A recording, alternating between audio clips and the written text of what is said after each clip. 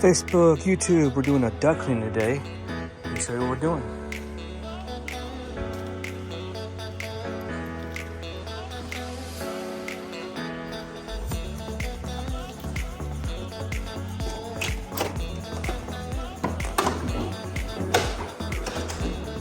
Stay tuned.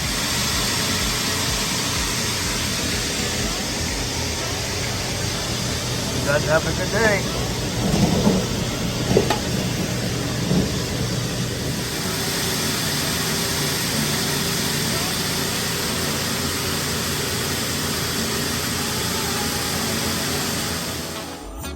Facebook, YouTube, we're at it again. We're doing a duct job for a repeat client that we did their hardwoods about a month ago. And now we're coming back and do their HVAC cleaning. It's always recommended after we do any kind of sanding, and that's what we're doing today. We're in Alton, Illinois. And believe it or not, it is Monday the 7th, about 9:55 a.m.